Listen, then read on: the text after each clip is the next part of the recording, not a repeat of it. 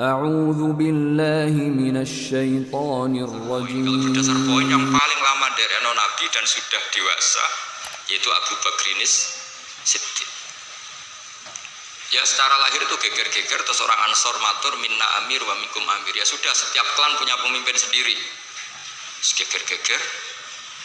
Dan mereka ingin bahwa pergantian itu disaksikan setidaknya oleh jenazah Rasulullah SAW. Akhirnya rembuk-rembukan, terus Sayyidina Umar ini ketika ada rapat beliau datang, siapa di antara kalian yang siap memimpin komunitas masyarakat? Wa fihim Abu Bakar. Yang di antara yang kalian pimpin itu ada yang bernama Abu Bakrinis Siddiq. Mereka bilang ma'adzallah, kita tidak mungkin melakukan itu, memimpin orang yang bernama Abu Bakar Siddiq. Ya sudah, kalau kamu nggak mau dipimpin Abu Bakar ya harus mau beliau yang jadi pemimpin. Dan dulu orang masih waras sewaras-warasnya. Betul, ukurannya itu unik. Kalau orang sekarang pasti menolak.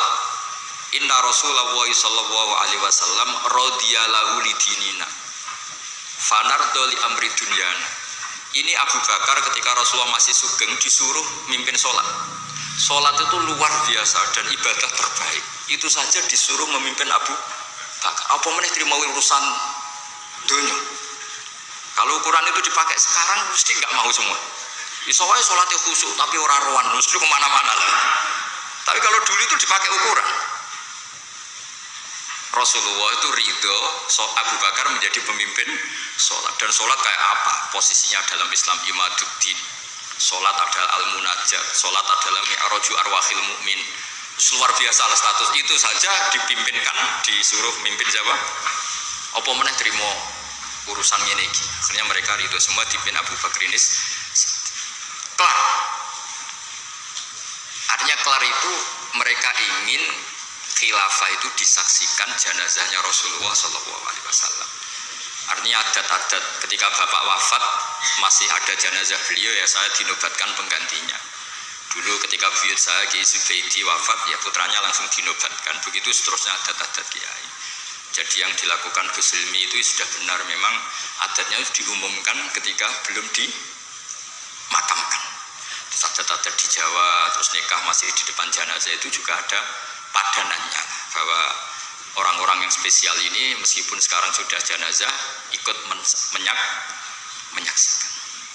Ini penting kalau aturakan supaya berapapun kadarnya itu ada padanan yang pernah dilakukan Rasulullah SAW. Kalau dalam bahasa qiyas ilhaqun nazir bin nazir, yang mirip-mirip. Nah, kenapa kulo fanatik seperti itu? Karena agama ini yang miliknya Allah Ta'ala. Niku ngendikane Nabi wattaba'tu millata abai Ibrahim wa Ishaqa wa Yaqub. Padahal hadat din dinullah, hadat din dinul Islam. Tapi wong bin Asobiyah niku nyebut aku ora ngarah kafir, wong bapakku nabi, bapakku kiai. Dadi cara putu Mbah Munawir, aku mesti njaga Quran, iku Qurane mbahku. Cara putu Mbah Zubair, aku kudu ahli fikih, wong iku fikih Mbah Zubair. Makanya ada istilah ini makhraj Mbah Munawir, makhraj Mbah Arwani. Padahal makhraj itu kan milik Rasulullah SAW. Karena mutalaqqan min afwahil masyayikh, syaikhun an syaikhin, jilan an jilin, kabiron an kabirin. Tapi dengan diistilahkan ini makhrajnya Mbah Munawir, ini makhrajnya Mbah Arwani. Keluarga ini harus menjaga karena ini milik keluarga. Agama juga gitu, semua nabi nak ngendikan millata abai. Ini agama leluhur kami. Tuhan juga sama, Allah itu milik kita semua. Tapi kena donga kudu muni Rabbi, pangeran ingsun. Seakan-akan kamu itu memiliki sendiri. Enggak boleh pas kamu bilang Rabbi terus malaikat enak pangerane wong akeh mbak aku dhewean. Enggak boleh seperti itu. Kalau malaikat gitu tak kon ngaji lagi. Itu memang harus ada asobiyah, ya Rabbi duh pangeran ingsun. Enggak boleh malaikat mensomasi enak saja Allah itu Rabbul Alamin, enggak pangeranmu tok, enggak bisa. Harus ada asobiyah. Sehingga dengan merasa itu kados bapak kula nggih perasaan kula niki nerusno Qur'ane bapak, nerusno alime buyut-buyut kula. Jadi anggere ape bodho ya rada isih. Kadang kula ndek kitab saking buyut kula sing riyen termasuk gurune Mbak Soleh Darat. Niku kitab Ithaf. Niku nak dibuka langsung putung. Ngantos sak mangke. Akhirnya alhamdulillah atau tak buka, anggere tak buka ini putung. Tapi sebagai cucu yang baik saya beli Ithaf baru. Tak sinauni. Karena yang ini kalau tak buka mesti putung saking lamanya. Ya lumayan kena gue teror sidik-sidik itu. Maksudnya gue teror itu buyutmu dhisik iso maca kitab iku kowe piye. Terus akhirnya ya rada keteror sidik-sidik akhirnya ya ngaji. Dan itu sunnah betul Pak para nabi. Terus kalau suwon semuanya begitu. Di kalangan habaib ini ada Habib Sayyidi Barabah yang namanya diluruskan Sayyid Umar, kata Habib Sayyidi ini kenangan sama Sayyid Umar gimana dipanggil Mas muka Sayyidi. Terus Habib Umar bilang, gurunya Habib Umar Hafid, kalau kamu namanya Sayyidi saya harus manggil gimana? Beliau kan ya bingung karena beliau orang Arab. Ya tuanku kan. Jadi kalau di sini nggak ngapa kan, nggak pati do paham. Tapi bagi orang Arab kan, nanti kalau Habib Umar manggil ya Sayyidi, orang-orang bilang, oh itu berarti bosnya Sayyid Umar. Jadi ya para habaib ya seneng guyon ya rileks gitu. Supaya tadi faroh billah. Jadi agama ini harus dinisbatkan kepada masing-masing supaya ada asobiyah. Dulu Sayyid Ali Zainal Abidin itu orang kadang ada pengemis itu kan agak risih ya. Tapi Sayyid Ali Zainal Abidin itu kalau ada pengemis ngasih uang itu marhaban biman hamala zadi ilal akhirah. Matur nuwun jong yo kowe sing nggawa sanguku ning akhirat. Jadi kalau ngasih orang itu dianggap apa ya? Nabung lah, nabung di bank akhirat. Nabi itu luar biasa cara men-set pikirannya.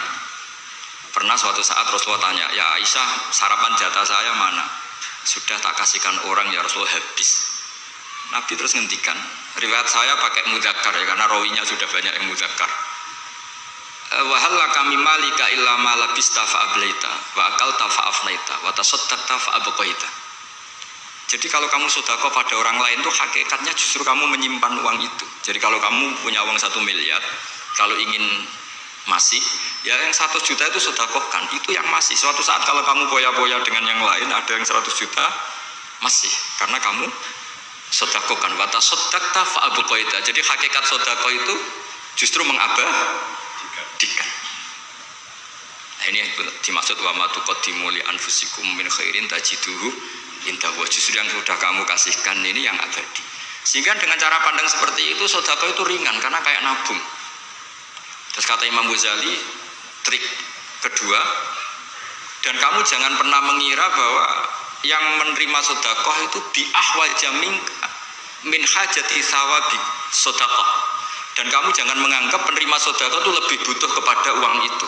Kamulah yang lebih butuh terhadap ajrus sedekah.